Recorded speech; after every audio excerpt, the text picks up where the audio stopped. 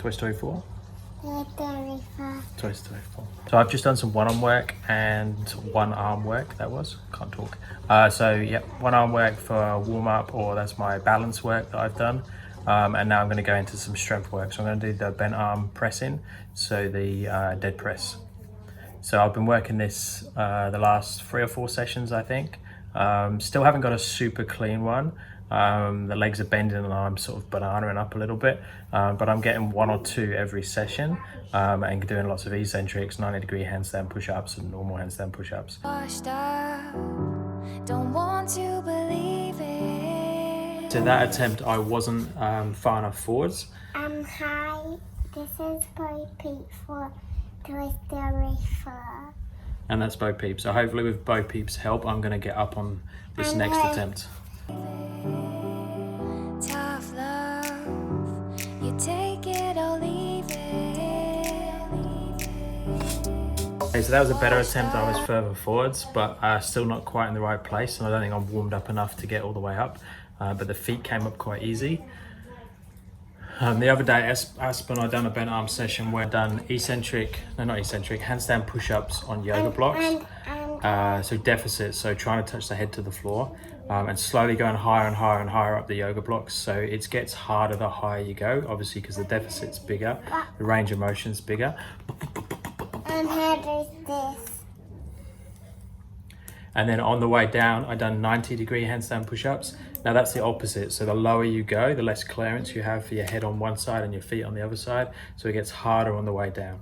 So I done handstand push-ups on the way up, and then 90-degree handstand push-ups on the way down.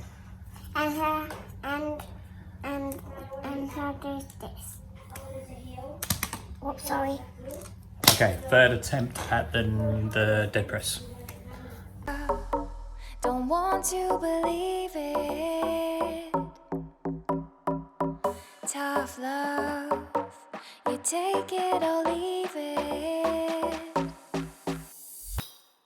Washed up, don't want you believe it.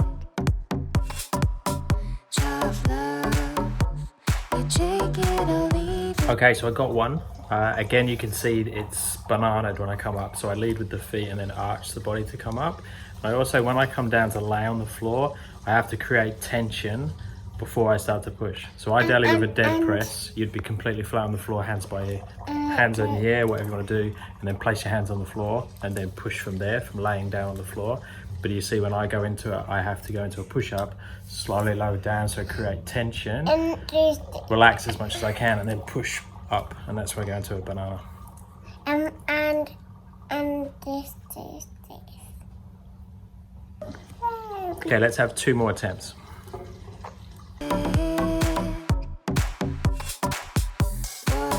So I failed the first one of those 2, but the second one I got up, and I used a slightly different technique. I used a bit of momentum, so I came up a bit quicker from the start. The downside of that is I actually lost position for the handstand push-up parts, the actual bit where I push more vertically up. So I had to readjust and then push. So you'll see there's a bit of a pause and then I go up. But definitely that momentum, that using the lever arm, so the head and shoulders going down as the feet come up correctly, that seesaw effect.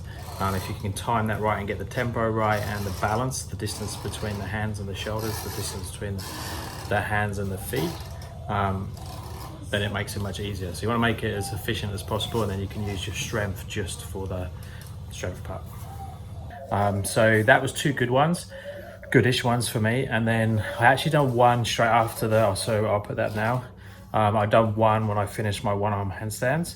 Then I had a little drink, had a break, and then actually done this section of the bent arm session. So that's a count of 3 for today. So something I want to continue to work on and improve. Okay, let's look at, so the last few days I've done a couple other workouts. So I've done a press similar to the handstand push-up one where I elevated. And obviously with the press, the higher you go, it's harder as you make the deficit bigger.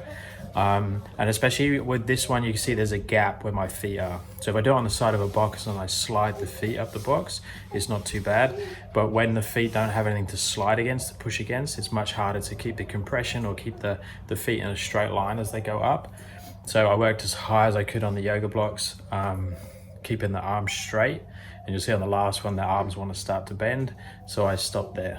So that's as hard as I could do with the straddle press to handstand on the yoga blocks. And then yesterday I done some head tuck presses.